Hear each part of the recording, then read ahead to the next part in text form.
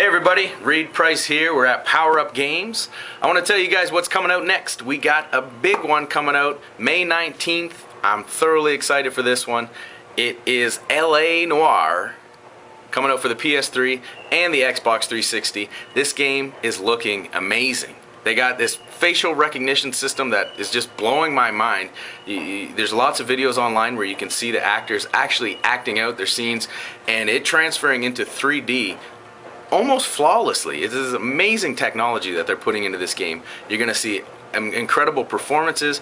It's really the cinematics on this and the presentation is going to be really close to what you'd see in a Hollywood movie these days. We're really starting to blur the line with the production value here. Now, on top of how amazing all the characters look and their performances and the environment, you're being taken back to 1920s LA.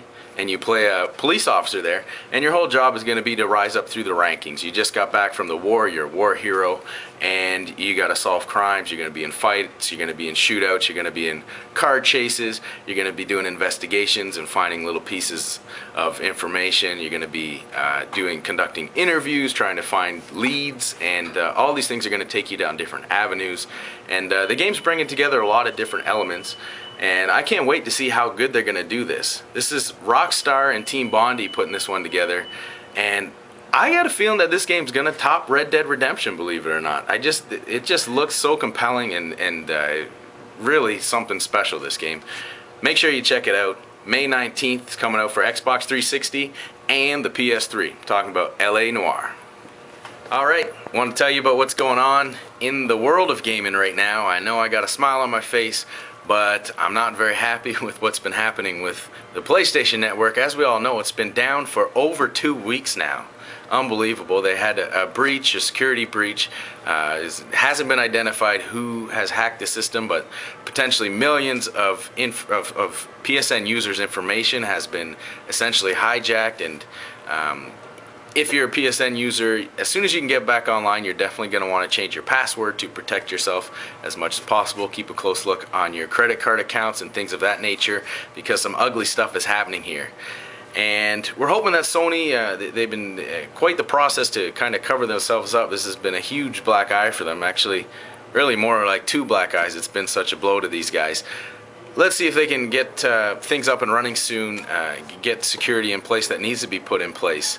But the real thing to think about here is this is a huge security breach. This is public people's information that's been taken from a credible source that we essentially blindly trusted.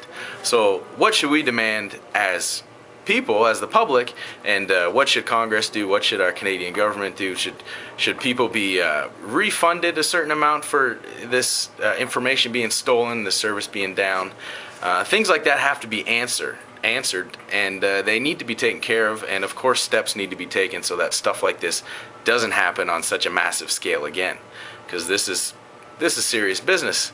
Now, more to the kind of lighter side of this, we got gamers that are just simply ticked off that they can't play their games online.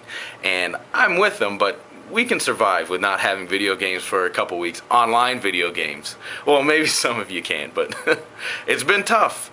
And this situation's kind of been... Xbox 360 fanboys must be just loving this because they pay for their service. They talk about how great it is. I'd be really interested to see what would happen if this sort of security breach happened to Xbox 360 and Microsoft. People pay for that service. Would they be demanding money? Would Microsoft be paying out money to people for this? How would it be handled?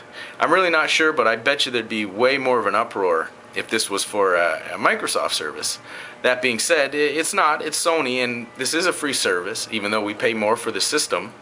But we're kind of left in the dark here. We took a while to find out about this security breach and the hack, and Sony's really got to cover up their tracks here in a smart way to sort of redeem themselves, because I'm sure that there's millions of people out there who've kind of lost trust in them. So are they going to recover their reputation?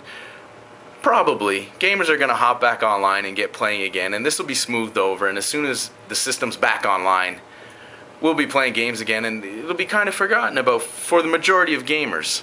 But this is a huge thing that happened here, and Sony better cover their butts, really, and make sure that something like this doesn't happen again. And if they don't, they're going to see a decline everywhere, because this is some serious business. So Sony, I love you, but Let's get it together. I've been rekindling my love for the Nintendo DS lately. I'm playing one of my favorite games for that system, one of my best experiences on that little handheld. I'm talking about Cave Story.